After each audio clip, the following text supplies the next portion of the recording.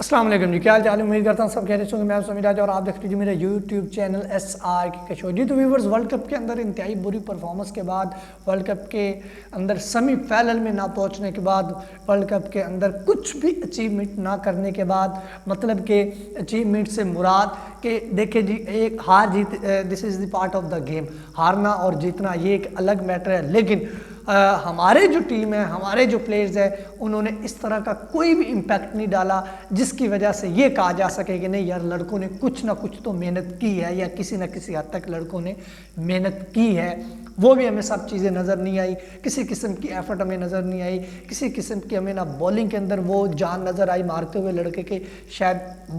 जान तो मार रहे ना, हार जीत एक अलग चीज़ है। अच्छा जी, हमें उसके बाद ना बैटिंग के अंदर वो सारी चीज़ें नज़र आई कि यार कम से कम ठीक है जी, हार गए लेकिन लड़के हारे, ये वाला भी हमें ट्रेंड बिल्कुल नज़र नहीं आया। अब इन सारी चीज़ों के बाद पाकिस्तानी जो फैंस है, आपको पता है कि फिर हार जीत के बाद एक पाकिस्तानी फैंस अपना जो भड़ास है वो तो निकालते हैं, जो उनके मन के अंदर सवालात हो वो तो वो फिर करते हैं। अब जो कि उन्होंने जिद पकड़ ली है कि बाबर आजम लीव द कैप्टनिस्टी, भी बाबर आजम अपनी कप्तानी छोड़े। बाबर आजम को अपनी कप्तानी छोड़नी चाहिए हर हाल के अंदर, हर हाल में बाबर आजम अपनी कप्तानी से इस्तीफा दे, टाटा बाय बाय हो, क्योंकि बाबर आजम की वजह से पाकिस्तान की टीम का ये हाल हुआ है। बाबर आजम की वजह से पाकिस्तान की टीम इस वर्ल्ड कप के अंदर परफॉर्मेंस नहीं कर पाई, बाबर आजम के फैसलों की वजह से पाकिस्तान की टीम परफॉर्मेंस नहीं कर पाई, बाबर आजम की पैथेटिक सिलेक्शन की वजह से पाकिस्तान की टीम नहीं इस वर्ल्ड कप के अंदर ग्रो कर पाई। तो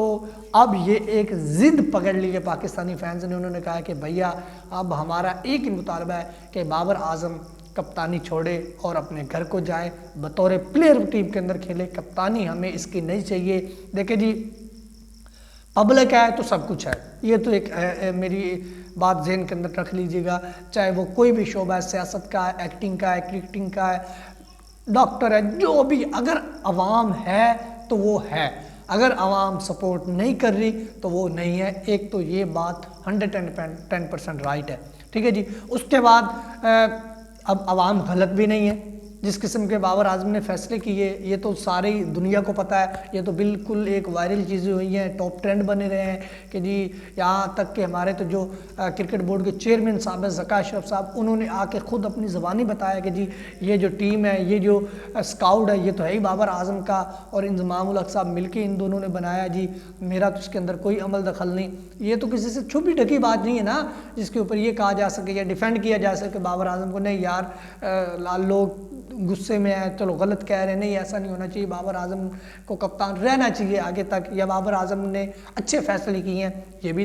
एक हकीकत है कि बाबर आजम का ये सारा किया धरा हुआ, या बाबर आजम की ही मनमानियाँ चलती रही हैं, बाबर आजम के ये ज़ाती फैसले थे, ये भी एक हकीकत है। इसमें भी मैं समझता हूँ किसी शक व शुबात की बात नहीं है, लोग भी ठीक कह रहे हैं, क्योंकि ये सारी चीज़ें निकल के सामने आई। उसके बाद मिकी आर्थर और जो कि ब्रैडमैन है, उनके इल्ज़ामात कि जी बाबर आजम और इंजमाम उल हक साहब मिलके प्लेइंग 11 बना देते और ला के जो पर्चा वो हमारे हाथ में दे देते कि जी ले ये पढ़ लीजिए, ये खेल रहे कल लड़के। तो इसमें भी मैं समझता हूँ कोई शक व शुबात की बात नहीं, ये भी बात टॉप ट्रेंड बनी है, ये भी उनको एलिगेशन लगे उनके ऊपर कि मतलब कि सारा कुछ कर ही बाबर आजम रहा था, लेकिन उसके बावजूद पाकिस्तान की टीम की ये हालत हुई। मुझे एक वो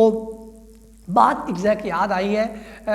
कि जब ज़का अशरफ साहब थोड़ा सा इसरार कर रहे थे कि, और मोहम्मद हफीज़ साहब और मिसबाह उल हक कि यार ऐसे करें कि 2-4 तब्दीलियाँ कर ले, फ़ला को कर ले, फ़ला को कर ले, तो उस वक्त बाबर आजम ने कहा था नहीं जी मुझे यही लड़के चाहिए। तो ज़का अशरफ साहब ने कहा था बाबर आजम मेरी बात एक कान खोल के सुन लो, अगर वर्ल्ड कप के अंदर पाकिस्तान की टीम परफॉर्मेंस ना कर पाई, ये सारा मलबा आपके ऊपर जाएगा और आपको ये झेलना पड़ेगा। बाबर आजम साहब ने कहा था जी बिल्कुल,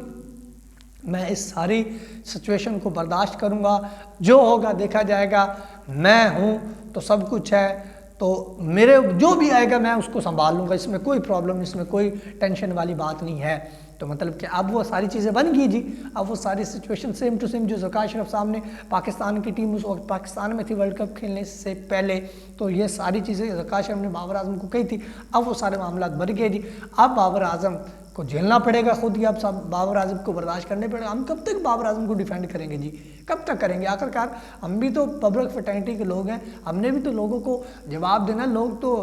हमें भी गालियाँ निकालना शुरू कर देंगे जी, भाई एक तो उस बंदे ने ये परफॉर्मेंस दी और आप लोग उसको बार बार डिफेंड करने की कोशिश कर रहे हो। हमने हर जगह भी डिफेंड किया है, कई दफ़ा उसको डिफेंड किया है कि यार नहीं छोड़ो, बाबर आजम 1 नंबर बैट्समैन, बाबर आजम ने ये कर दिया, बाबर आजम वो करे। देखिए जी 4 साल आप जितनी अच्छी मर्जी क्रिकेट खेलें, जितनी ही मर्जी अच्छी क्रिकेट खेलें, लेकिन चौथे साल के बाद आपकी जितनी आपने क्रिकेट खेली है उसका एक निचोड़ निकलता है, एक वर्ल्ड कप आता है, उसके अंदर आपको उस ढांचे के अंदर आपका पैमाना किया जाता है, आपको सांचा जाता है कि यार आपने कितनी अच्छी क्रिकेट खेली है। वो सारा आपका पता लगता है कि मतलब कि आप 10 टीमें आपके सामने रख दी जाती हैं और कहा जाता है कि जी आपने जो परफॉर्मेंस दी 4 साल के अंदर, आपका इम्तिहान है, एग्ज़ाम है, आपने यहाँ पे पेपर देने, आप कितने पास होते हैं या कितने फेल होते हैं या कितने आप नंबर्स लेते हैं, ये उस वक्त पता चलता है। लेकिन जिस किस्म की परफॉर्मेंस दी है तो पाकिस्तान तो 0/0 आया, 0/0 आया, बिल्कुल फेल हुआ है एग्ज़ाम के अंदर और कोई परफॉर्मेंस 4 साल के अंदर कुछ भी नहीं किया, कुछ भी नहीं किया। तो आवाम का मैं समझता हूँ कि जो मुतालबा है वो राइट है, वो ठीक है, वो हक पे हैं और होना भी ऐसा चाहिए ताकि पता चले कि यार मैंने गलत किया है। फिलहाल अब तक इतना। वीडियो अच्छी लगी तो शेयर कर सकते हैं, चैनल को लाजमी सब्सक्राइब कर लीजिए, बेल के दबाना न भूलें ताकि जो नहीं आने वाले वीडियो की नोटिफिकेशन सबसे पहले आपको मिल सके। अपना ख्याल है, तब तक के लिए खुदा हाफिज़।